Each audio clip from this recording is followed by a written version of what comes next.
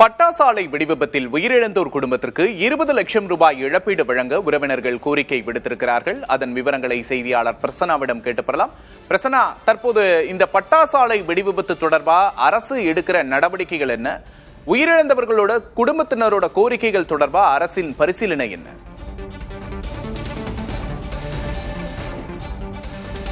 விக்னேஷ், தற்பொழுது கிட்டத்தட்ட 25க்கும் மேற்பட்ட பட்டாசு தொழிலாளர்கள் உயிரிழந்திருக்கிறார்கள். அவர்களுக்கு உண்டான உரிய நிவாரணம் என்பது தற்பொழுது கேள்விக்குறியாக இருக்கிறது. கடந்த சில வாரங்களுக்கு முன்பு இதே சிவகாசி சுற்று வட்டாரத்தில் வெடிவிபத்தில் 4 தொழிலாளர்கள் பரிதாபமாக உயிரிழந்தார்கள். அவர்களுக்கும் அரசு சார்பில் எந்த விதமான நிவாரணமும் வழங்கப்படவில்லை.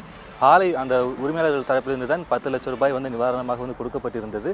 இந்த நிலையில் தற்பொழுது இந்த நேற்று நடைபெற்ற அந்த கோர விபத்தானது முழுக்க 100% விதிமீறலால் நடைபெற்ற ஒரு விபத்தாகும். அது விபத்துன்னு சொல்ல முடியாது, முழுக்க விதிமீறல் ஏற்பட்ட ஒரு சம்பவமாகும்.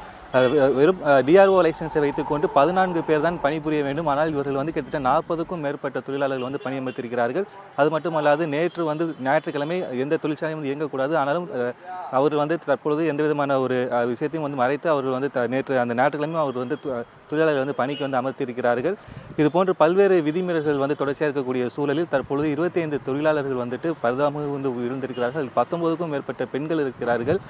இதில் தற்பொழுது இந்த சம்பந்தப்பட்ட அந்த இறந்து போன நபர்களுடைய உறவினர்கள் அரசுக்கு வைக்கக்கூடிய பிரதான கோரிக்கை என்னவென்றால், கடந்த 2021ஆம் ஆண்டு இதே போன்று சிவகாசி பகுதியில் ஏற்பட்ட வெடிவிபத்தில் 27 தொழிலாளர்கள் பரிதாபமாக உயிரிழந்தார்கள். அப்பொழுது தேசிய பசுமை தீர்ப்பாகம் தானாக முன் இறந்து போன அந்த 27 நபர்களுடைய குடும்பங்களுக்கும் 20 லட்சம் ரூபாய் நிவாரணம் வழங்க வேண்டும் என்கின்ற ஒரு உத்தரவை பிறப்பித்தது.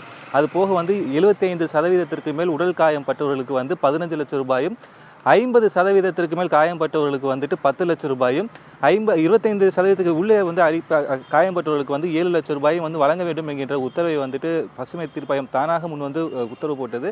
அதை எதிர்த்து நீதிமன்றத்தில் தமிழக அரசு வழக்கு தொடுத்தது. கிட்டத்தட்ட தொடர்ச்சியாக இந்த மாதிரி பட்டாசு ஆலை விபத்தில் ஏற்படும் பொழுது அனைவருக்கும் இதே போன்ற தொகை வழங்க இயலாது என்கின்ற விஷயத்தை சொல்லும் பொழுது அரசு அமர்த்தி கொடுத்து தான் அவனுன்ற விஷயம் சொல்லும்போது 20 லட்சம் ரூபாய் தொகையை வழங்கினார்கள்.